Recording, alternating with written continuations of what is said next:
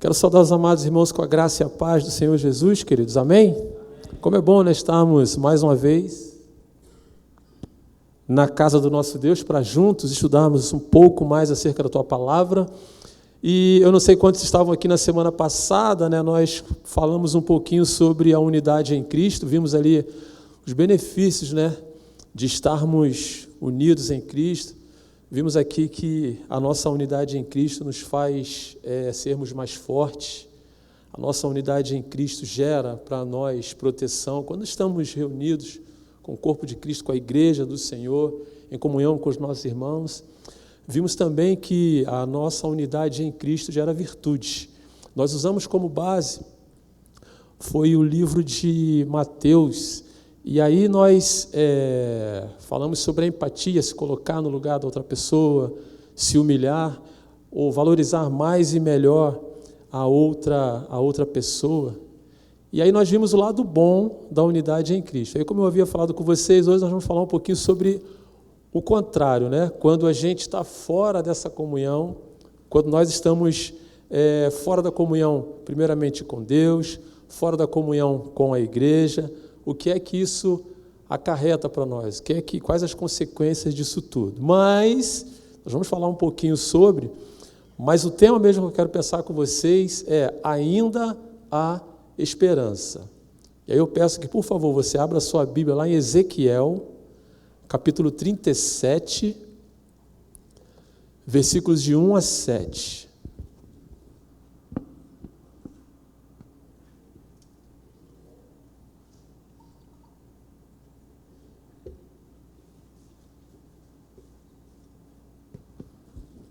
Ezequiel 37,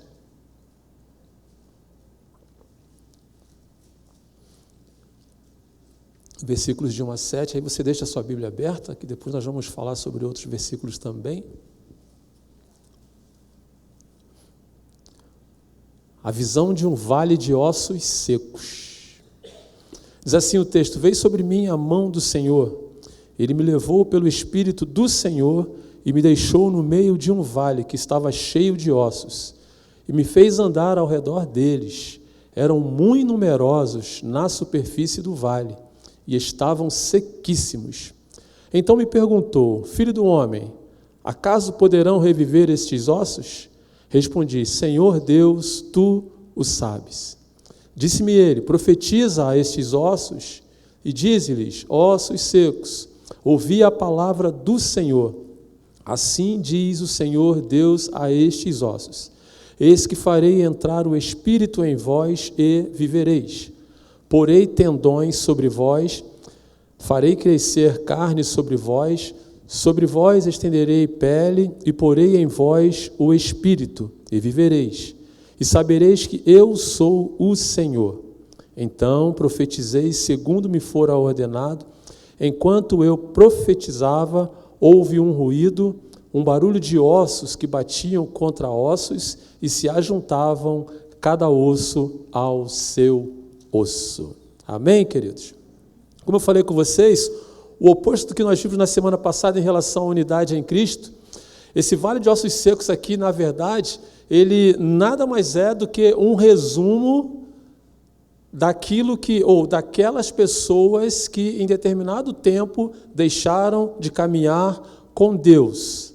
Aqui nós vemos que esse lado do vale de ossos secos, nós vemos, se você depois puxar a leitura, se você voltar na leitura e ler com mais detalhes, com mais tranquilidade, você vê que aqui é a degradação generalizada de um povo que se afastou de Deus. Mas antes, a título de introdução, eu quero pensar com vocês também um pouquinho, rapidamente, sobre quem escreve esse livro, Ezequiel. É interessante que Ezequiel traz para nós algumas ideias que talvez, às vezes, passam longe do nosso entendimento. Mas quando ele escreve acerca desse livro, quando ele tem essa visão, eu queria ressaltar com os irmãos que ele está agora cativo na Babilônia. Isso aqui acontece em aproximadamente 586 a.C. Ele é cativo da Babilônia e o Senhor agora começa a falar com ele. O Senhor começa a usá-lo agora. E lá no capítulo 1, no versículo 1 ainda, o texto vai dizer que ele está sentado próximo ao rio Quebar, quando Deus começa a falar com ele. E aí tem mais um detalhe interessante, né, para o nosso crescimento espiritual. Quando ele sai cativo de Jerusalém e é levado cativo para a Babilônia, ele exercia a função de sacerdote. Mas quando ele chega aqui na Babilônia, que ele está cativo na Babilônia, o Senhor agora comissiona ele como um profeta, como boca de Deus, uma pessoa que vai falar agora em nome do Senhor. E aí o texto descreve um pouco para nós, diz que ele está próximo ao rio e ele começa a ter as visões. Deus começa a falar com ele. A visão, no tanto quanto, assim, a gente não consegue entender muito bem, né? Fazendo uma leitura lá no capítulo 1, mas o texto começa dizendo que ele vê algumas coisas, algumas asas, pessoas com asas, cabeça de touro, cabeça de animal, e sobre as asas dos seres que ele consegue ver, há um trono sentado ali, e automaticamente ele consegue entender que aquele trono nada mais é do que a presença de Deus, um tanto quanto parecido com a Arca da Aliança. Ele começa a ver e a entender que aquilo dali, que o que ele estava começando a ver, era nada mais, nada menos do que a própria presença de Deus. E o texto vai dizer que se assemelha à glória de Deus, era a visão que ele tinha. E aí o Senhor começa a falar com eles, e aí se você, fazendo a leitura, nós vamos entender que o livro de Ezequiel é um livro um tanto quanto duro, um tanto quanto pesado. As profecias que ele faz são duras. A chamada, a cobrança que ele faz ao povo são cobranças duras da parte do Senhor. Tudo isso por quê? Tudo isso por conta do pecado. Tudo isso por conta da desobediência. Tudo isso pela falta de comunhão.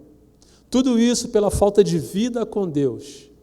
Foi fazendo com que o povo fosse se afastando cada vez mais de Deus.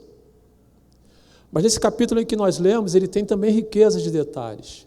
É quando Deus começa também, depois de tantas profecias, apertando o povo, cobrando o povo, aqui nesse capítulo 37, Deus começa a dar uma esperança, começa a trazer uma esperança para o povo.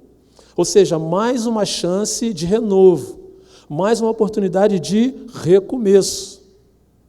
E essa oportunidade acontece justamente aqui, embora, né, a ideia de vale de ossos secos, mas é justamente aqui que Deus começa a falar.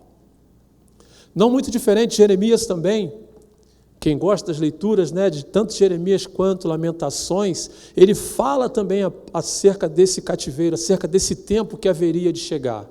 Só que quando ele fala, né, há muitos, ele já vinha o quê? Alertando as pessoas. E qual era o alerta que Jeremias trazia ao povo? Abandonem o pecado, voltem-se para Deus, voltem-se para o Senhor, voltem a adorar ao Senhor. Estamos falando de um tempo, irmãos, onde a apostasia era algo muito pertinente na vida daquelas pessoas. As pessoas se deixavam levar por facilidade às vezes.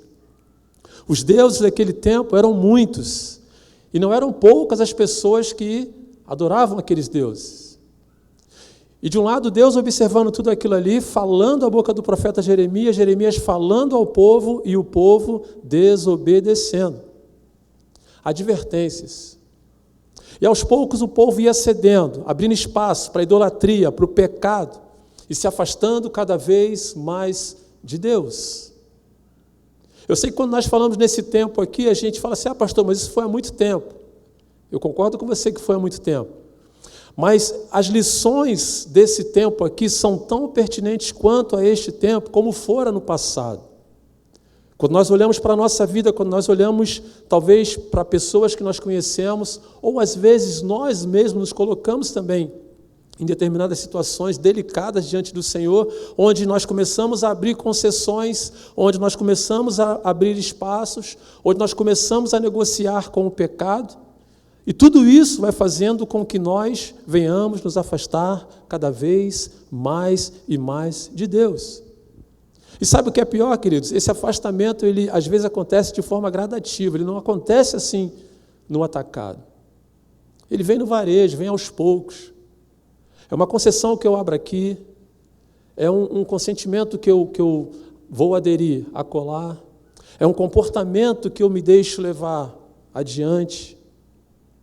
Às vezes nós não prestamos atenção, mas essas coisas, ainda que pequenas, elas vêm nos afastando de Deus. É bem verdade que o pecado daquele povo, daqui a pouquinho nós vamos falar sobre isso, enfurecia a Deus de tal forma que Deus permitia até, entregava até o povo nas mãos dos inimigos. E hoje nós vivemos pela graça, vivemos pela misericórdia de Deus. Nós pecamos, o Senhor perdoa, nós erramos, o Senhor perdoa. Mas a palavra de Deus, ela traz para nós certas advertências em relação a isso, né? De que o nosso Deus é um Deus o quê? De amor, mas também é um Deus de justiça. É um Deus justo. A palavra de Deus nos ensina também que tudo aquilo que nós plantamos, nós também vamos colher. Se vivemos no pecado, vamos colher o quê? Fruto do pecado. Se vivemos na desobediência, vamos colher fruto da desobediência. Ou seja, tudo aquilo que nós plantamos, nós vamos colher. Talvez não numa proporção parecida com a do povo de Israel, mas que nós vamos colher um dia, isso vamos. Os judeus não quiseram dar ouvidos, irmãos, nem para Jeremias, nem para Ezequiel, nem para ninguém.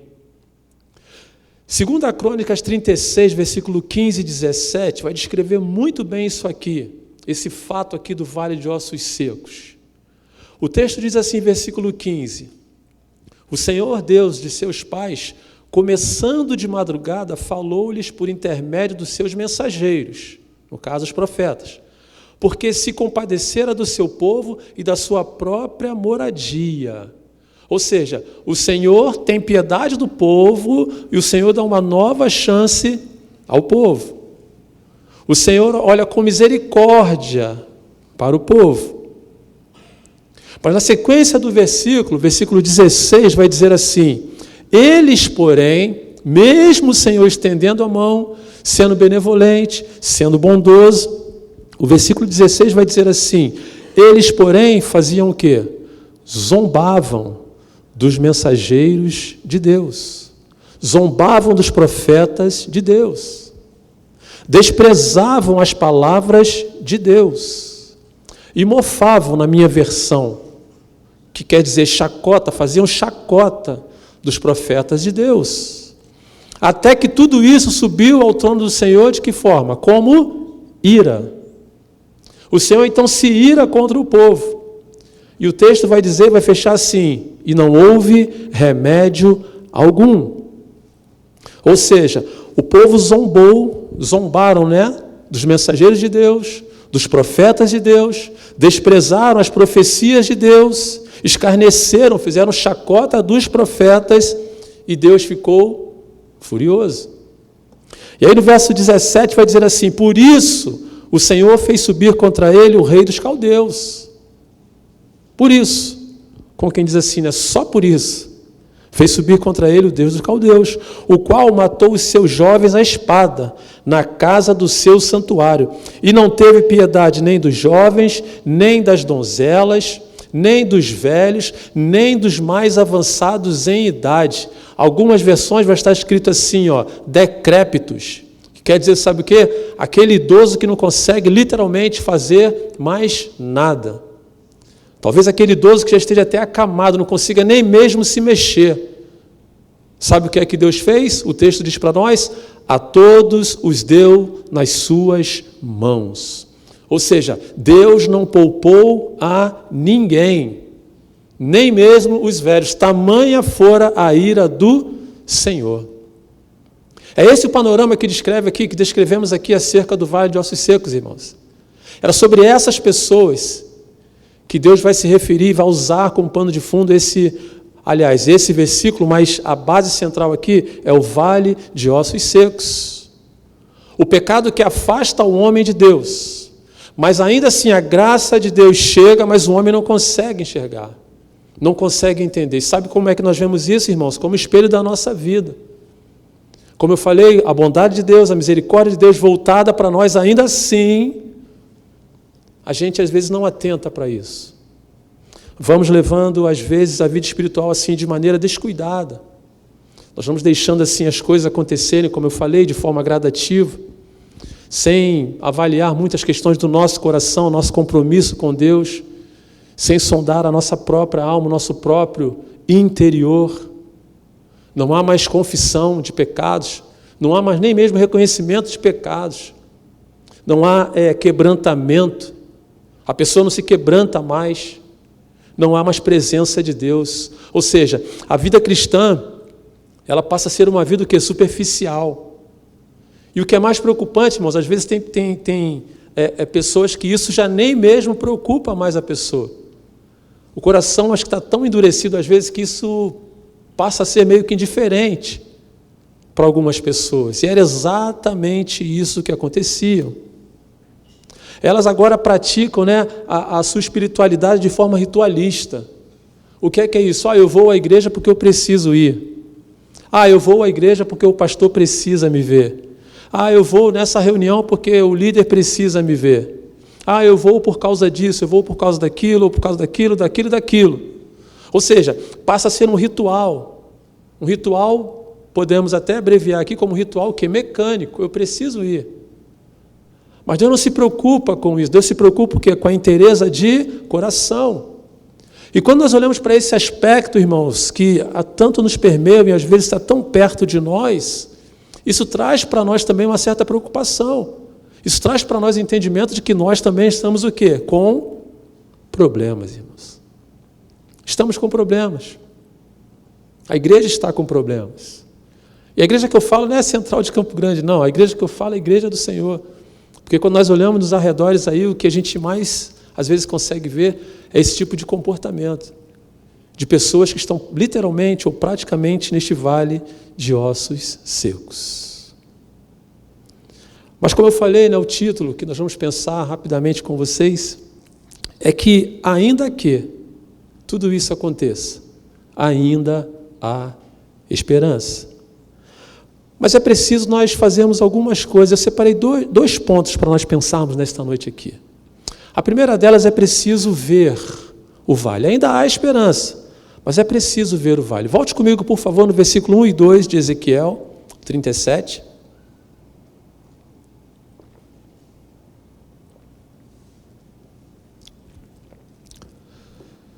Veio sobre mim a mão do Senhor.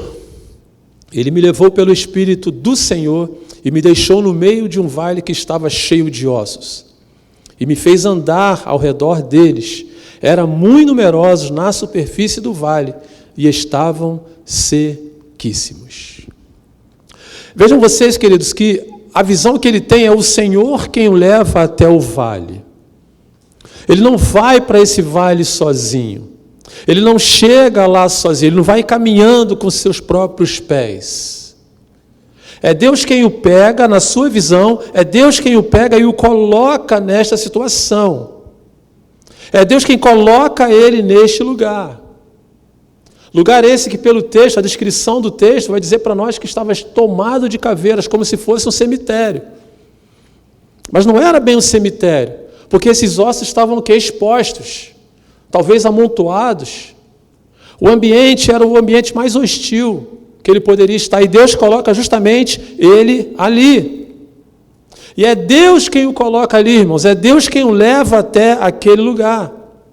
E às vezes nós não entendemos muito bem, mas Deus tem o seu modo operante que a gente não consegue entender. Às vezes Deus nos coloca em lugares que nós não gostaríamos de estar, às vezes Deus deixa vir sobre nós situações que nós não gostaríamos de estar vivendo, problemas que nós não gostaríamos de ter, mas Deus às vezes nos coloca o que é a prova.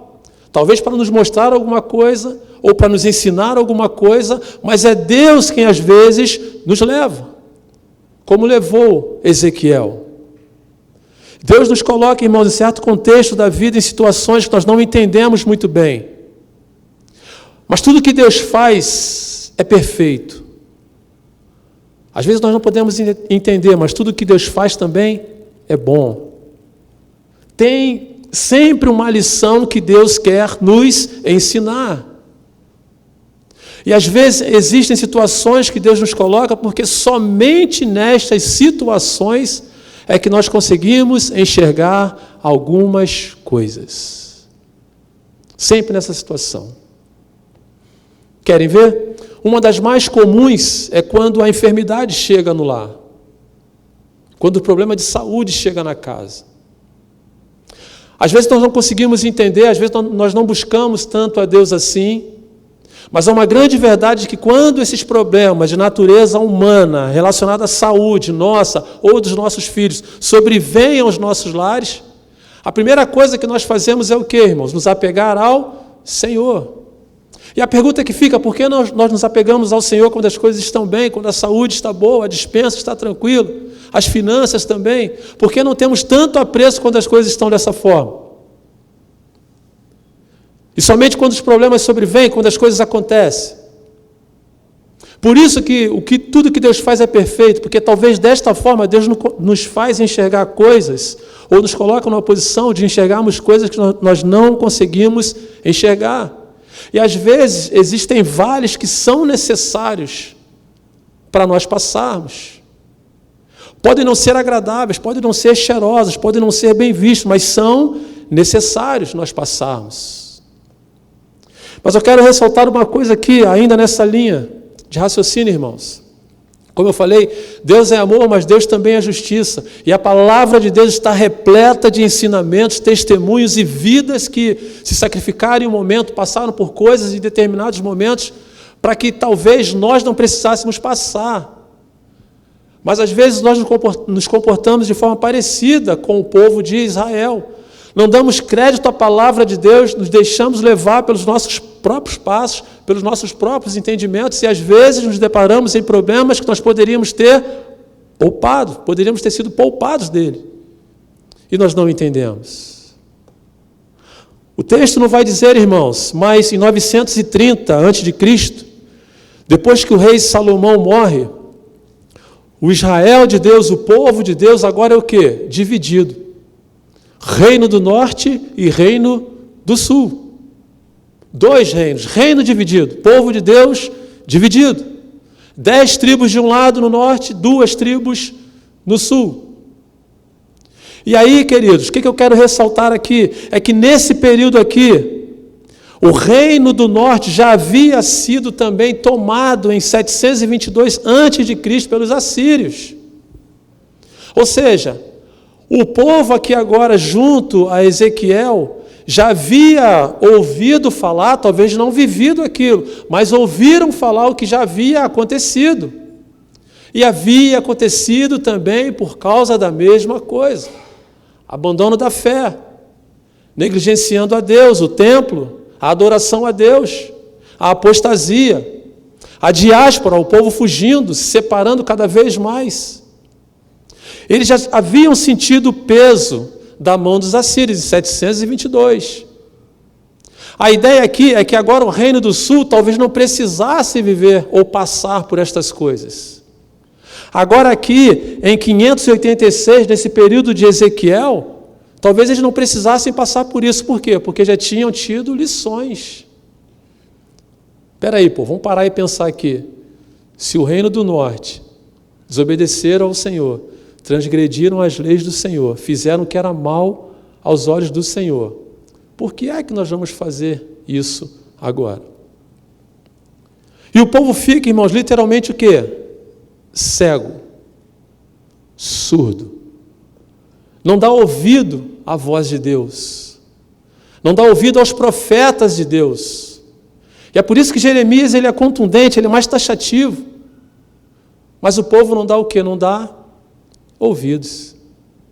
E é por isso que eu me reporto aos nossos dias atuais, irmãos.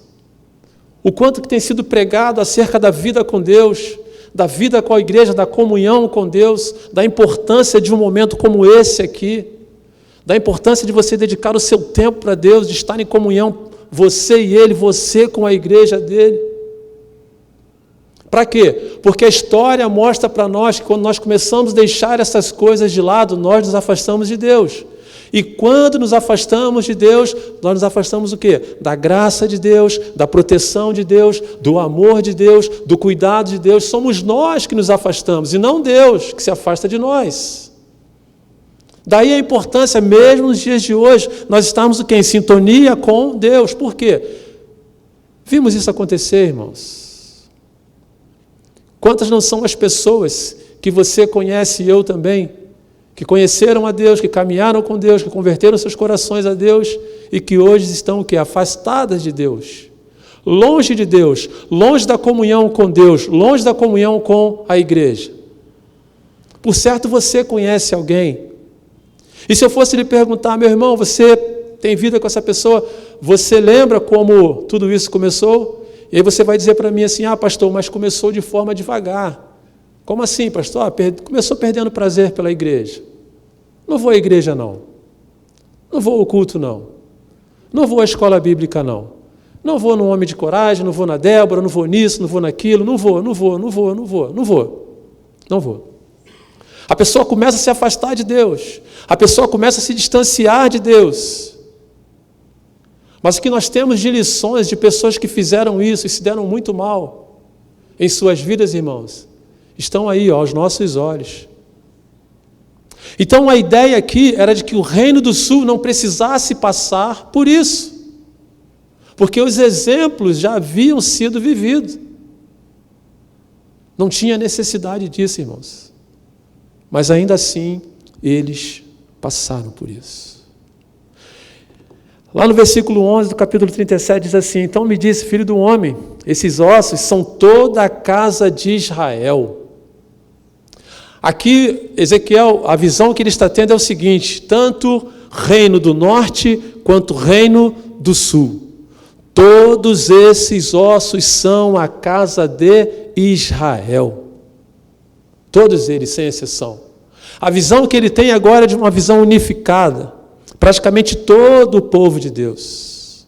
E ele continua, eis que dizem, os nossos ossos se secaram e pereceu a nossa esperança. Estamos de todo o quê? Exterminados. Na visão deles não tinha mais esperança, não tinha mais solução. O vale de ossos secos aqui simboliza o quê? A morte, literalmente, a morte do povo de Deus. O Estado de Israel acabou até deixando de existir. Ele voltou a ser nomeado agora, há pouco tempo. Até mesmo na logística planetária, né, como tem Brasil, Argentina, Uruguai, o Estado de Israel deixou de existir. Voltou a ter direito de Israel agora, há pouco tempo. Tudo isso em consequência de que tempo, irmãos? Lá atrás. Lá atrás. Então, esse vale de ossos secos aqui, irmãos, é a morte do povo de Deus. E é interessante que aqui ele retrata como ossos. E traz para nós a ideia de quê? De morte espiritual. Morte espiritual. Até porque depois vai haver a reconstituição desses ossos, matéria, corpo, vai se materializar. Mas a ideia central aqui é de morte espiritual.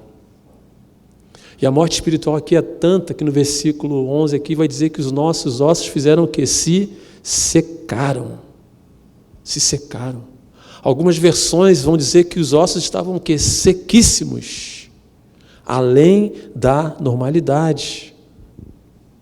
Deixa eu dizer uma coisa, queridos, talvez Deus esteja nos levando em determinados vales para nos mostrar algo, para nos ensinar algo, ou até mesmo para nos alertar quanto a algo, para nos advertir sobre esta dura, mas real situação que nos pode acontecer quando nós estamos longe da presença de Deus. E é uma coisa, irmãos, que todos nós, se não tivermos cuidados, se não estivermos atentos quanto a isso, somos passivos de passar por estas coisas. Todos nós, sem exceção. Mas como eu falei, Deus é bondoso, Deus não quer isso para nós.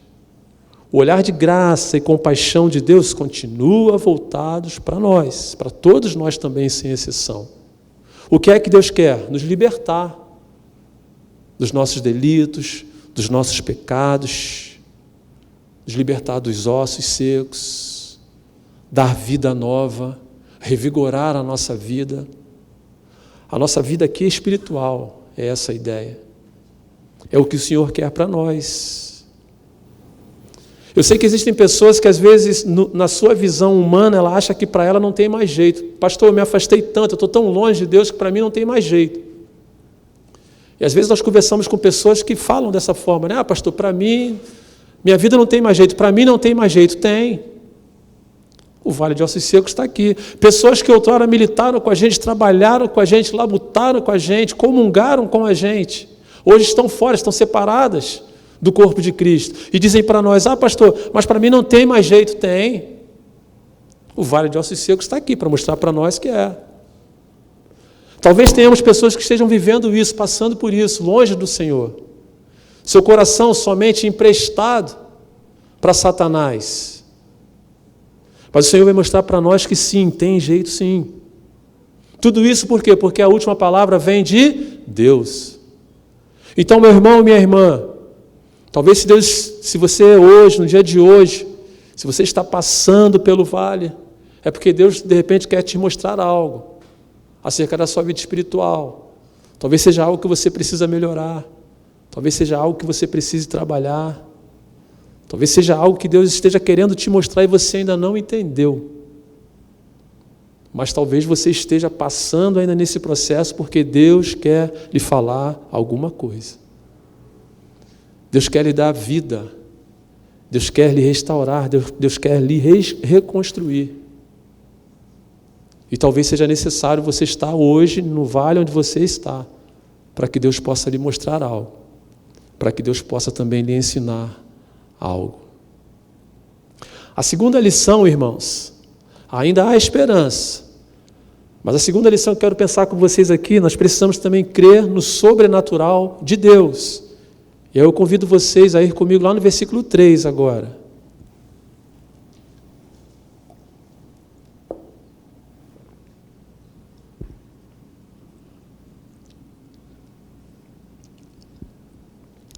Diz assim o texto, então me perguntou o filho do homem, acaso poderão reviver esses ossos?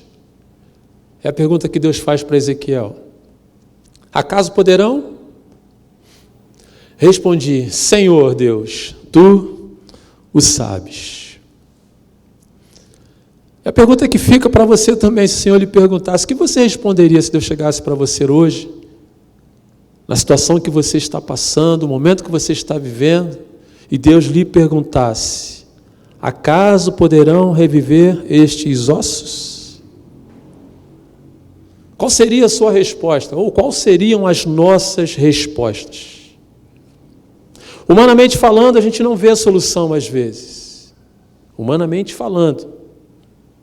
Humanamente falando, nada está no nosso alcance ao ponto de poder o quê? Mudar certas situações. Humanamente falando. Mas eu separei duas respostas aqui para nós pensarmos com os irmãos. A primeira delas é uma resposta de fé. É possível sim. Ezequiel ele tem uma resposta, né? Ele diz para o Senhor, Senhor, Tu sabes. Ele quer dizer para o Senhor, Senhor, está tudo nas Tuas mãos. Mas eu quero pensar com os irmãos sobre uma resposta na expectativa de fé. E dizendo, sim, Senhor, é possível sim. Por que é possível, irmãos? Porque para mudar o quadro da nossa vida, da minha e da sua vida, talvez eu não tenha forças, eu não consiga, mas não há impossível para Deus. Então, quando Ezequiel responde isso para Deus, é porque ele conhece o senhorio de Deus, conhece o poder de Deus, conhece a grandiosidade de Deus e sabe que tudo para Deus é possível. E ele responde, esses ossos podem reviver? Podem ter vida? Sim, claro que pode. E é nessa perspectiva de fé que eu queria que você pensasse, é possível esse quadro ser mudado? É, claro que é. É possível, pastor, essa situação que eu estou vivendo ser revertida? Sim, claro que é. Mediante a sua fé, tudo é o quê? Possível. Mediante a sua fé. Ezequiel não pensa duas vezes, a resposta que ele dá é, Senhor, Tu sabes. É muito parecido com Pedro, né? Quando o Senhor vai indagá-lo, Pedro, Tu me amas? Ele responde a primeira, amo, Senhor. Pergunta a segunda, Tu me amas? Amo, Senhor. Pergunta a terceira, o que Pedro diz? Senhor, Tu sabes. Por quê? Porque Deus conhece os nossos corações, Deus sonda os nossos corações. Agora aqui é o oposto. É Ezequiel que conhece o Deus que ele serve. Ele sabe a quem ele está direcionando a resposta dele. E ele diz, sim, Tu sabes, Senhor. Tu sabes. E é isso que nós aprendemos aqui, irmãos. Para Deus não há o que é impossível. É possível Deus reverter esse quadro? Sim. É possível Deus mudar essa situação? Sim. Depende de quê? Da sua fé. Depende da nossa fé, única e exclusivamente da nossa fé. Existem questões em nossas vidas, irmãos, que nós, se formos pensar, no efeito bumerangue, quando nós colocamos diante de Deus, Deus volta para nós, mediante o que? A nossa fé. Ou seja, eu quero fazer, em mim está tanto querer quanto efetuar, mas depende da vossa fé. Depende da nossa fé. E qual é o tamanho da sua fé mediante o seu problema? Qual é o tamanho da vossa fé mediante a sua dificuldade? Mediante esta situação, qual é o tamanho da vossa fé? Eu não sei. Eu sei o tamanho desse Deus, do meu Deus, do nosso Deus. E foi exatamente nessa linha que Ezequiel responde ao Senhor. Senhor, tu sabes. Tu sabes, Senhor. Do impossível tu pode fazer o possível. De onde não se imagina o Senhor pode fazer surgir. De onde não tem o Senhor pode fazer ter. Tu sabes, Senhor. Mas há também uma segunda resposta que poderia ter sido dada. Não. Pode os ossos serem juntados? Podem dar vida? Pode haver vida? Algumas pessoas poderiam responder. Não. Pela falta de fé? Como eu falei, irmãos, às vezes a pessoa começa a olhar para si, ela começa a se colocar em determinadas situações e ela deixa de enxergar a Deus, e esse sentimento de achar que não pode, de que não vai acontecer, de que não há como mudar, é por conta dela. Aí vai dizer, pastor, mas a coisa para o meu lado está feia, a minha situação está complicada, não há como Deus mudar isso daqui. A gente começa a colocar a nossa medida de fé desacreditando o poder de Deus sobre nós. Não há como, Senhor, não há como, pastor, não há como. Porque eu começo a colocar o quê? O meu ver, a minha maneira de ver. E a gente acha que já era. Para mim não tem mais jeito. Esses ossos secos aqui, irmãos, eles eram a casa de Israel. E quem era a casa de Israel? Era o povo de Deus. E quem somos nós? Esse povo de Deus. Então Deus, quando olha para nós, Deus olha para nós com um olhar o quê? Diferenciado. Deus olha para nós com um olhar diferenciado. No versículo 11, como lemos, o povo já estava o quê? Desacreditado. Desacreditado. Às vezes, irmãos, a nossa vida chega num extremo, chegamos num caos tão profundo que nós não conseguimos enxergar Deus no meio dos problemas. Nós não conseguimos enxergar Deus no meio das dificuldades. E aí o sentimento humano que nos sobrevém é o quê? A resposta humana? Não tem mais jeito. Deixa eu lhe dizer mais uma coisa, queridos. Às vezes Deus não muda as circunstâncias. Deus muda a pessoa. Às vezes Deus não muda os problemas. Deus muda a maneira como você administra os problemas. Há uma diferença muito grande nesse quesito. Talvez o problema vá continuar, mas Deus vai mudar o quê? A mim, a você. Deus vai me dar o quê? Confiança, vai lhe dar confiança. Em nosso coração, às vezes, irmãos, nós abrigamos dúvidas em relação ao Senhor. E o que é que nós fazemos quando nós colocamos dúvida em relação ao Senhor? Nós limitamos o agir de Deus. Limitamos o agir de Deus. Limitamos a ação de Deus. Limitamos a grandeza de Deus.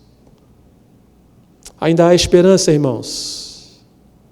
Ainda há esperança. E eu abro um parênteses aqui também para trazer à memória.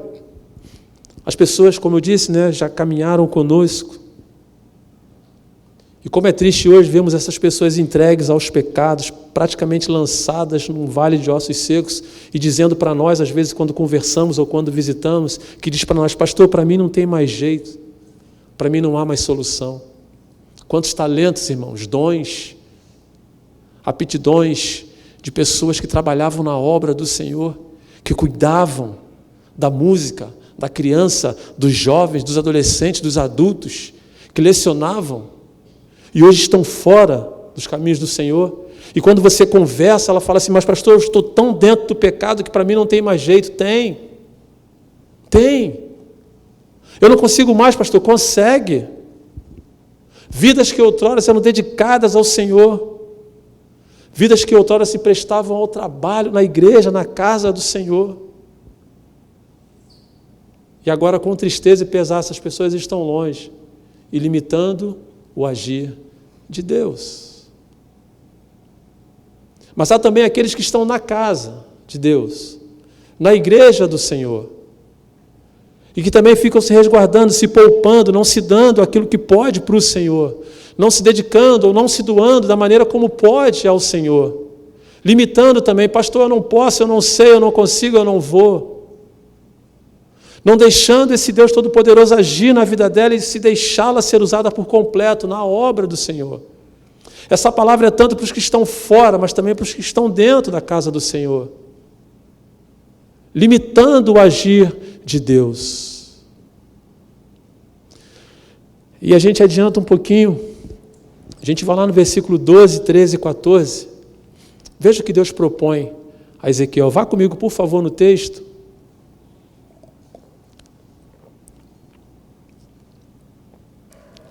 Ainda há esperança, irmãos.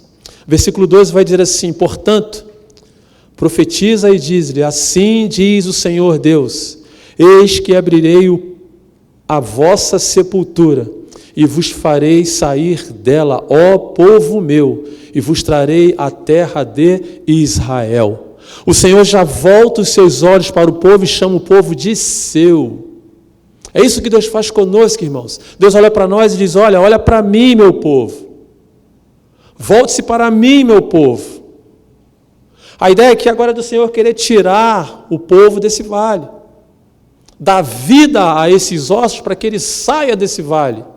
É essa a ideia aqui, irmãos. Esse povo aqui somos nós, sou eu, é você. E é por isso que eu afirmo que ainda há esperança. Ainda há esperança. Versículo 13 vai dizer assim: sabereis que eu sou o Senhor, quando eu abrir a vossa sepultura e vos fizer sair dela, ó povo meu. O Senhor repete de novo essa expressão: ó povo meu. Sou eu quem vou tirar vocês desta sepultura, deste lugar de sequidão, neste lugar onde cheira a morte. Sou eu quem vou lhes tirar daí, ó povo meu. E aqui nós vemos o sobrenatural de Deus. Talvez a pessoa sair por si só, ela não consegue, mas aqui Deus diz que é Ele quem vai tirar. E essa expressão aqui, ó povo meu, nós podemos sintetizá-la como Deus mais uma vez manifestando o seu amor para com o seu povo. Esse ó povo meu, ele vem carregado daquele sentimento de: ó povo meu, vocês erraram, mas eu amo vocês. Ó povo meu, vocês estão longe, mas eu amo vocês. Ó povo meu, vocês tropeçaram na caminhada, mas eu ainda assim amo vocês. É essa a ideia que Deus traz para nós de ó povo meu. No versículo 14 ele vai dizer assim: porém em vós o meu espírito e vivereis, e vos estabelecerei na vossa própria terra. O Senhor não só os tira de lá, mas os coloca de volta aonde? Na Canaã celestial. A ideia aqui de onde vocês nunca deveriam ter saído. Dos que estão fora, dos que estão dentro. Que lugar é esse, pastor? O centro da vontade de Deus. É ali que eu quero colocar vocês. É ali que eu preciso de vocês. E ele fecha: então sabereis que eu, o Senhor, disse isso e o fiz, diz o Senhor. Ah, queridos, como é maravilhoso ouvir essas promessas de Deus. Como eu falei, o profeta ele é duro, mas aqui neste capítulo em especial, Deus continua manifestando e mostrando o seu amor para conosco. Deus dando uma nova oportunidade, Deus restaurando, Deus transformando. Você voltando nos versículos 7, 8 e 9, o texto vai dizer que Deus começa a juntar os ossos. Deus começa a colocar tendões, Deus repõe nervos, tecidos, Deus dá fôlego, Deus sopra, o homem volta a ter vida. Até então era uma massa, mas ele volta a ter vida, e depois Deus dá o sopro do Espírito, ele volta a ter o seu lado espiritual também reativado. Mas tem só mais um detalhe que eu quero ressaltar com vocês aqui. Esses ossos, na verdade, eles estavam na superfície do vale. Não havia nenhum osso enterrado. E o que é que nós aprendemos com isso, irmãos? Existem muitos dons, muitos talentos, muitas vidas que estão no vale, mas que pela graça e a misericórdia de Deus ainda não estão enterrados. Ainda há esperança, irmãos. Ainda há esperança. Como eu disse, 2 blocos, né? Na semana passada falamos da maravilha em estarmos em comunhão. Hoje falamos um pouquinho do que acontece quando estamos fora da comunhão com Deus. A pergunta que fica para nós encerrarmos a nossa reflexão, nosso estudo nesta noite: como é que está a sua vida com Deus? Você aqui presente, você através da transmissão, como está a sua vida com Deus? Você está mais dentro do estudo bíblico da semana passada, ou você está mais dentro do estudo bíblico de hoje? Se você está dentro do estudo bíblico da semana passada, louvado seja Deus pela sua vida. Mas se você está mais dentro do estudo bíblico de hoje, eu quero dizer para você nesta noite, em nome de Jesus, que ainda há esperança de você mudar o panorama da sua vida. Há esperança de você se voltar para Deus. Há esperança de Deus lhe reconstituir novamente e lhe retribuir tudo aquilo que ao longo da caminhada e do afastamento com Deus, talvez você tenha perdido na sua caminhada. E é o que o Senhor quer fazer com você nesta noite. Que o Senhor nos abençoe, que o Senhor nos oriente, que o Senhor nos capacite, nos ajude cada vez mais a, se possível, passarmos cada vez mais longe desse vale de ossos secos. Mas se o Senhor precisar nos levar lá, que nós possamos aprender com Ele o que Ele tem a nos ensinar. Amém, queridos?